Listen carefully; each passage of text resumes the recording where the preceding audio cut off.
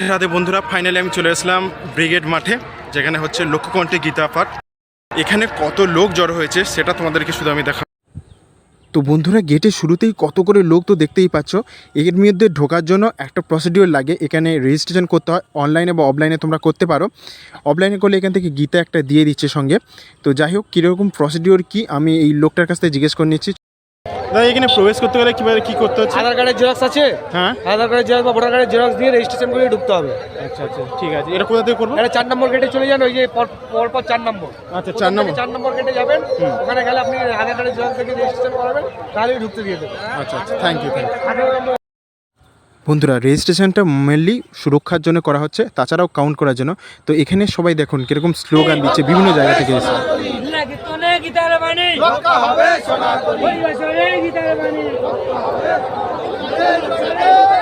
4 নম্বর গেটটা কোথায়? যেখানে এখান থেকে রেজিস্ট্রেশন করা হচ্ছে।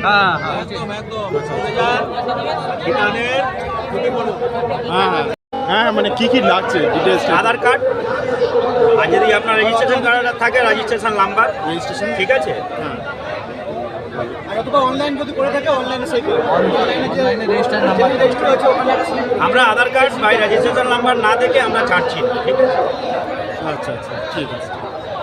বন্ধুরা, এবার চলো দেখে নিই যে এখানে যে গীতাটা পাঠ করা হবে সেটা কিভাবে নিয়ে যাওয়া হচ্ছে এবং এখানে যে সাধুগুলো আসছে তাদের কিভাবে স্বাগত জানানো হচ্ছে।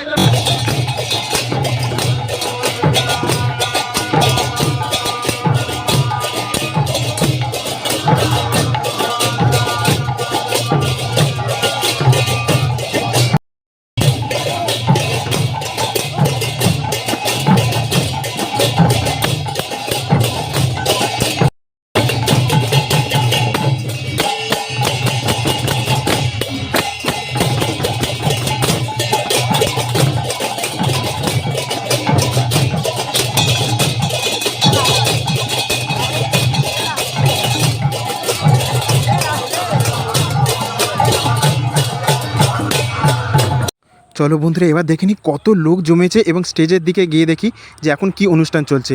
তো বন্ধুরা, তোমরা দেখতেই পাচ্ছ মানে লোক মানে লোকারণ্য, মানে যে মিডিয়া যত নেগেটিভ নিউজ ছাড়ুক তোমরা বিশ্বাস করবে না। মানে এখানে এত লোক জমেছে মানে ধারণার বাইরে। মানে এরা যেটা কাউন্ট করেছে তার থেকে বেশি লোক জমেছে। তাই কেউ যদি নেগেটিভ বলে যে কোনো লোক জমে না বা কিছু হয় না, তা তোমরা এটাই দেখিয়ে দেবে যে এখানে এত লোক জমেছে মানে ধারণার বাইরে।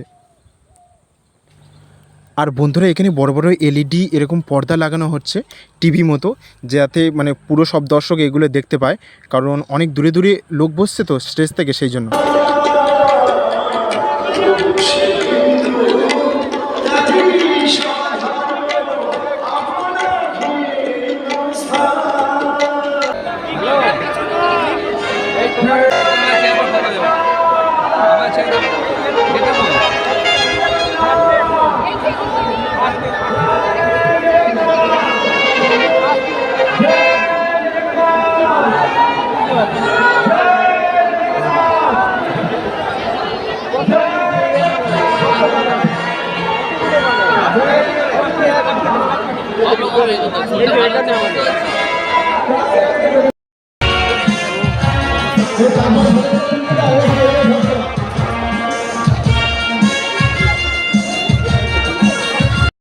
বন্ধুরা এই পতাকাটা উঠছে দেখুন, এখানে হচ্ছে শ্রী রামচন্দ্রের মন্দির যেটা উদ্বোধন হচ্ছে 22 জানুয়ারি মাসে, সেটাই এই দেখো একটা পতাকা করে এনে এখানে উড়াচ্ছে।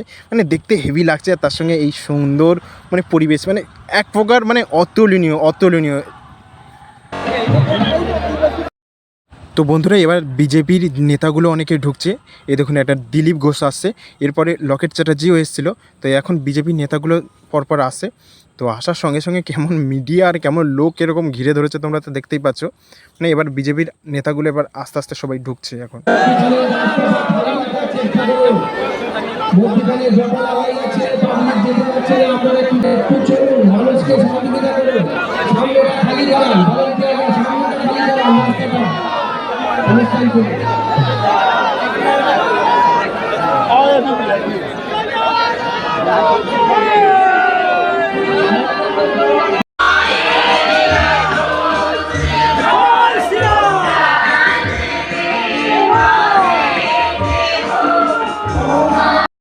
যাই হোক বন্ধুরা, মানে এত লোক জড়ো হবে এটা কেউ কল্পনা করতে পারেনি।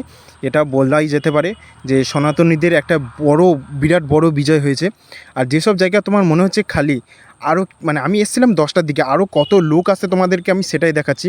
দেখো এইদিকে কত লোক আসে, মানে এত লোক আসতে আমি যে ক্যামেরাটা করব সেটাই করতে পারছি না, এত পরিমাণে লোক এখনও আসছে। মানে 10টার সময় এসছি, এত লোক, এরপরেও লোক আসছে, কন্টিনিউ এসেই যাচ্ছে। মানে এটা মানে আমাদের সনাতন ধর্মের যে এত বড় একটা পশ্চিমবঙ্গে বিজয় হবে, মানে এটা ধারণার বাইরে। এত লোক জড়ো হবে এটা কেউ কখনো কল্পনা করতে পারেনি। সত্যি মানে সবাই সহযোগিতা করেছে আমাদের এই সনাতনীদের এই সভাটা সম্পূর্ণ করার জন্য। তো সবাইকে ধন্যবাদ। আর সকল সনাতনীরা সত্যি সজাগ হও এবং আমাদের একটা ভালো ভবিষ্যৎ তৈরি করো। যাই হোক বন্ধুরা, তোমরা যারা আসতে পারোনি তারা কী জিনিস মিস করেছো তোমরা নিজেরাও ভাবতে পারবে না। যাই হোক আজকের মতো বিদায় নিচ্ছি। জয় সনাতন, জয় শ্রীকৃষ্ণ, রাধে রাধে, জয় শ্রী গীতা জয়ন্তী।